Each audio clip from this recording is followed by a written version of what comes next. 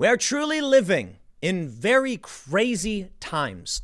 Political divisions are reaching a tipping point, and there are real fears about some kind of mass civil unrest, which we've already kind of seen, but I'm talking things may get just downright crazy come November.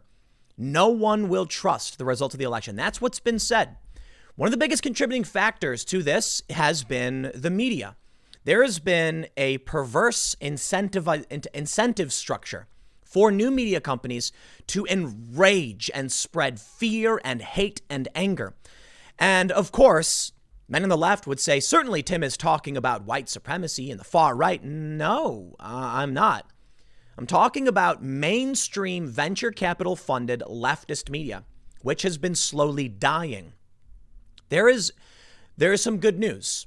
It's not so much about which side you support. It's about a unified perspective for this country. Do we share a vision of what this country is? Well, right now, you have a far left that is driving further and further left because they are incentivized to write insane things. They use the algorithm to promote their content to make more money, and thus we see the rise of the far left. Now, the right has been banned for the most part, but we are seeing moderate conservative and conservative content like, say, the Daily Wire, which is considered right-wing by all sides, and center-right outlets that are doing really, really well on Facebook. I mean, this could be good news, not because I agree necessarily with what, these conservatives believe, but because the Daily Wire, Ben Shapiro, they believe in civil rights and liberty in the Constitution. The far left believes in tearing down statues, rewriting history, and violence. They say speech is violence, but violence isn't violence. They believe nonsensical things, and you know my position on this. Vox Media, preparing round of layoffs as business fails to improve amid coronavirus pandemic. I hate to be callous, so I want to say to the people who lose their jobs, it's unfortunate. But I will say, if we are to survive as a country, this stuff needs to go. These people are unwell, okay? They're being driven mad by an algorithm that is hyper-radicalizing them. They accuse us of the same thing. Yet if you look at my political opinions, and we have a conversation about it, it would be very similar to, say, a moderate Democrat or even Bernie Sanders, not even 10 years ago. My opinions have remained mostly in the same place because I watch all different news sources. I listen to all different types of people. But if you're on the left, and you grow up with this machine like Vox, like BuzzFeed, you are being fed insane far left narratives that they want you to hate. They want to infect you with anger. You know why? Anger shares the most. When people see a piece of content and it's a happy, fluffy bunny, laying on its side, it gets shares. But if someone sees a person put that bunny in a bag and throw it off a building, that gets way more shares, anger. And that's why police brutality videos skyrocketed the way they did. They really did. Facebook made changes to try and prevent this because things were getting absolutely insane. But of course, as these media companies gained power as institutions, they didn't call out the machine that was empowering them. They didn't call out the fact that they were dealing this drug, anger, to people. They called out those that would challenge them. The anti-SJWs, not all of whom are perfect, moderate, centrist, intellectual dark web were all under fire. And over the New York Times, Bari Weiss, who is a prominent, I believe she was opinion editor for the Times, she resigned, saying that she was being harassed, bullied. And with this, many people have said the New York Times no longer has credibility. Even the Times itself is drifting to the left. So while I don't want to be callous, I will say news of Vox, and not just Vox, but The Guardian, laying people off. These are both leftist incentivized organizations that drive in anger and rage. It is good news for us that these screeching voices are dwindling because what they've called for often makes no sense. They will claim one thing is racist, but then they'll change the definition of racism because they'll say whatever they need to say to get those clicks to make money. The whole system creates this perverse incentive structure where the content gradually escalates and becomes more and more unhinged to the point where they say that Donald Trump is literally Hitler or he's worse than. Like, we've gotten to that point. They start actively encouraging racism, defending violence, saying it's not really violence. It's just nonsense. They can't walk back from this insanity. Well, I believe most Americans don't agree with this. And this is evidenced by say, a recent YouGov poll showing that most Americans have a positive view of the phrase all lives matter, and less than the majority, less than 50%, have a positive view of Black Lives Matter. But if you go by what you see from Vox or Twitter, you'd think, how could that possibly be true? It's true because they're peddling in lies, and they're essentially serving you a drug, rage.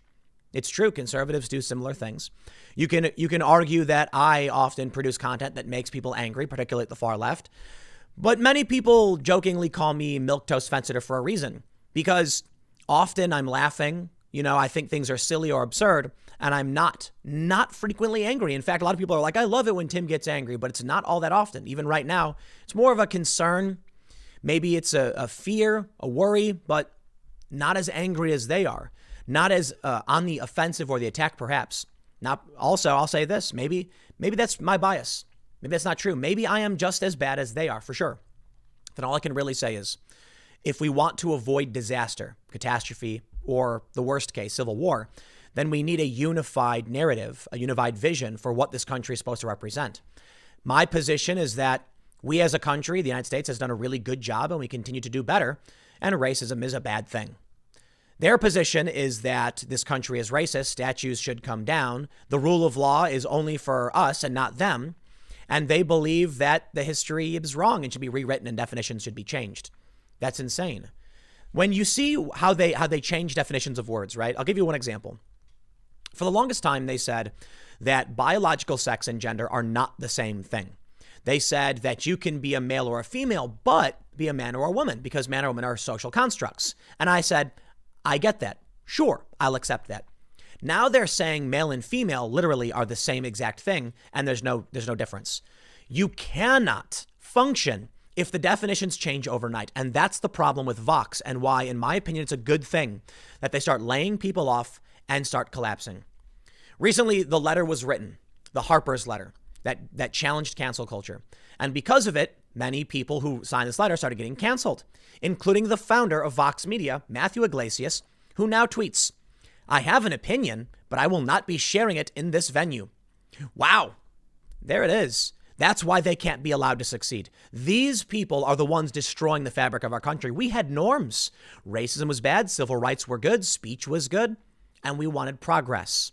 Then Matthew Iglesias and his friends co-founded Vox, among other outlets. And now you can see what they have created.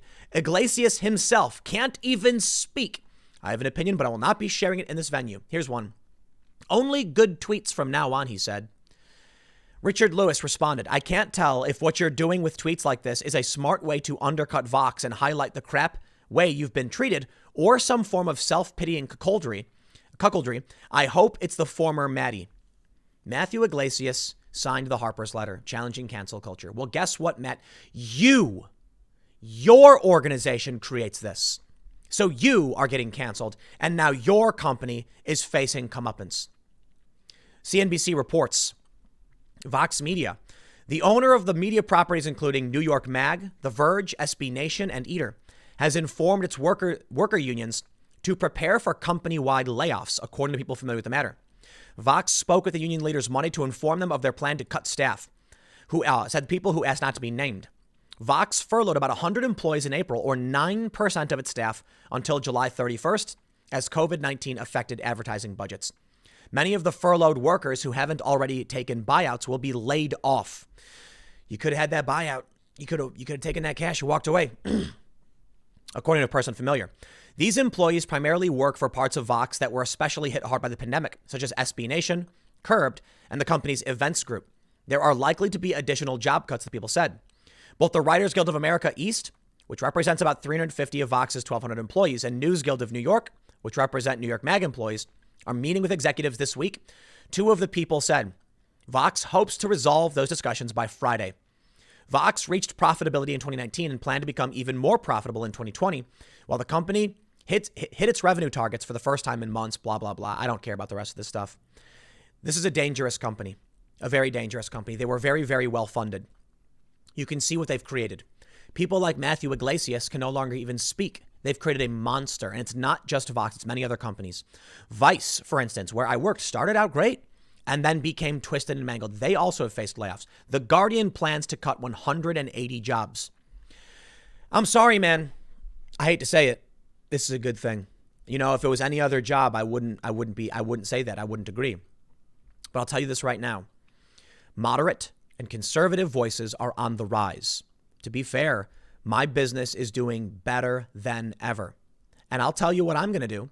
I'm going to start producing, I'm going to be launching another news division, a new news company, to actually start writing articles that won't be this psychotic, this insanity.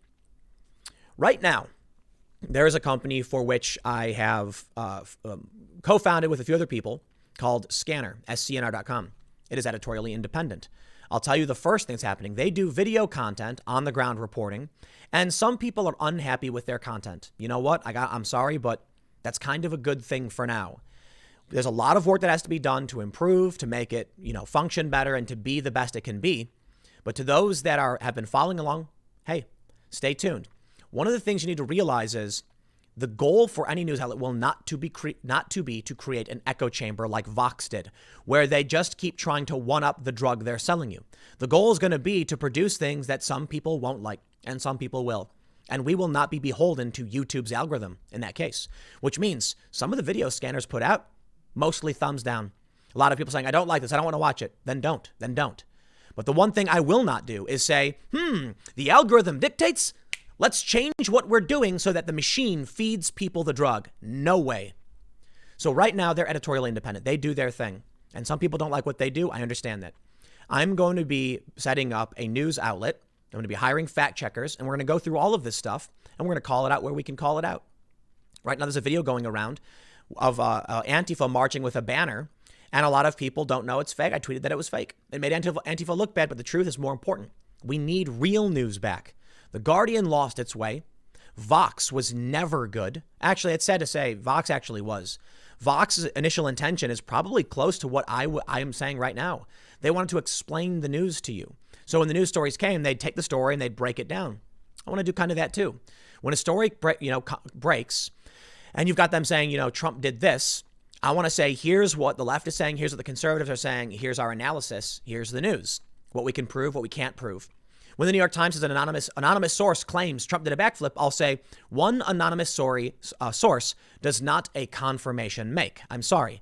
So my assessment would be the New York Times has one anonymous source. We can't fact check these claims. Therefore, we label this unverified. If they can give you on the record sources with at least 3 names, you can choose to trust them. But I won't. I won't trust The Guardian either. The Guardian is cutting 180 jobs. They said the proposal will affect 180 jobs, 110 in departments such as advertising, Guardian's jobs and marketing roles, and the Guardian Live events business with 70 coming from editorial. The editor-in-chief, Catherine Viner, and the Guardian Media Group chief executive, Annette Thomas, said in a joint statement to staff that the pandemic had created an unsustainable financial outlook for the Guardian, with revenues expected to be down by more than $25 million on this year's budget. Here's what I try to do, and why I think we're seeing a real revolution in media. First of all, my profit margins for my business are insane. They're really, really good. The percentage of the overhead cost for what I produce is really low. Once we launch a news division, that's going to invert. News is incredibly expensive. But we're going to be building something from the ground up. So we're not going to be, over encumbered like some of these companies are. And I'm also not going to be beholden to these algorithms. There's a lot of people who try and claim that I just make content for the sake of the algorithm. That's just absolutely not true. Let me tell you the difference. You see, when I see a story I think is important, I talk about it and then I upload it to YouTube. And what happens is you get 1,000 people to all make a video and somebody hits the nail on the head. For me, it just so happens to be I'm the lucky person who cares about issues that other people care about. That's about it. The way Vox works, or I shouldn't say Vox specifically, I'm not going to talk to their editorial department. The way media works is the boss comes in and says, show me the numbers. Here's a list of all the things that did well. Here's a list of the things that didn't. And he says, do the things that did well. I don't do that. I look at stories that I care about and I talk about them. And that's why sometimes videos just don't do well. Sometimes I'll put out a video, get very few views. Sometimes I'll put out a video and it'll get amazing views. And it just so happens I am slightly leaning towards, it works out better for me. When it comes to the news and the fact checking I'm going to be doing, we are going to critically break down these stories and try and figure out what's really going on. What does the media do? Donald Trump will say something like, he'll say something and I'll take it literally. My favorite example. He said it was a 2016 debates. I believe it was 16. Hillary Clinton acid washed her server. Acid washed her server. What does that mean? Most sane people understand that what he was saying was that she purged the hard drives. He was speaking figuratively. What did NBC say? False. Hillary Clinton did not use a corrosive substance on a computer. Now that is just as factually true and it is a fact, but it is untrue. That's the game they play. And that's what we need to break down if we really want to bring people together. Now, I do think there's foreign interests who want to tear us apart. One thing that's often not brought up in these conversations is that Al Jazeera Plus, a major proponent of social justice narratives, which are tearing at the fabric of this country with far left insane views, is funded by foreign entities. They blame Russia today. Sure, fine. They promote activists. But Al Jazeera has been propping up the far left and intersectionality like crazy to the tune of billions of views per year. And that's on Facebook.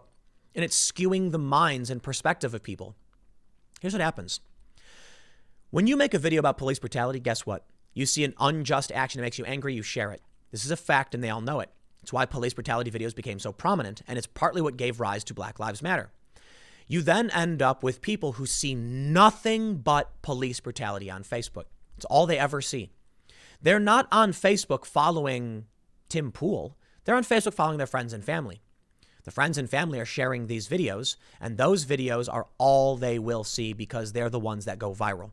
They then start believing they live in a world where the police are a rogue force beating random people 24/7. Now, YouTube is different.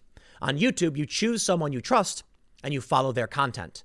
You are not fed content, for the most part, from random strangers who are sharing things. YouTube's algorithm, for better or for worse, chooses what you see. That means if you come to my page, you have chosen to watch my content. If YouTube feeds you a video, YouTube believes it is a good video for you to watch. And YouTube's put safeguards on their algorithm, again, for better or for worse. Facebook, kind of. On Facebook, if all of your friends are tricked into believing that Donald Trump is evil, they all share the same meme. And that you see that. So now you have all of these people being manipulated into sharing nonsensical content and they're going nuts. YouTube does have algorithm problems for people who don't follow individuals, like babies when they watch nonsensical, videos of weird Hulk dancing and singing nursery rhyme stuff. But for the most part, you choose what you watch on YouTube. You will see a big list of content and you'll say, I want that one. On Facebook, someone will share it and you'll say, what's this? You'll click it. This is what Vox and BuzzFeed and all these media outlets were exploiting, which has driven everybody insane. And this is what needs to stop. I'm sorry. When I see that these media companies are dying, I just say, well, you know what? You reap what you sow. You get what you deserve. I mean, what do I mean by that? You had a choice to stick with your integrity. And that meant you probably would have lost a decent amount of money. But you chose to get woke and go broke. And there it is. Let me point out the ultimate get woke, go broke. And that's the point of this video. Conservative outlets, the Daily Wire, Fox News, they are skyrocketing on Facebook. YouTubers who are moderate and many who are conservative are doing better and better every week, every month, every year. It's because people are tired of the fake insanity. And as the left chased themselves off a cliff, they no longer resemble the real world. There's some progressive YouTubers, one in particular who I won't name, and I watch their content and I wonder, what news are they getting? What's the news right now? You got COVID and Trump, you got riots, you've got Kanye West, you got Nick Cannon. And then I look at some of these progressives and they're talking about Trump's bad hair day. They're talking about Trump lying. And I'm like, what are you watching? What news are you watching? And I think I know why they're doing it. You see, a lot of these progressive pundits built a career saying the war is bad and I believe in free speech, because that was the popular position among the left 10 years ago. They started their channels a long time ago. Now they're stuck. If they come out and say free speech is important and ending the war is important, why?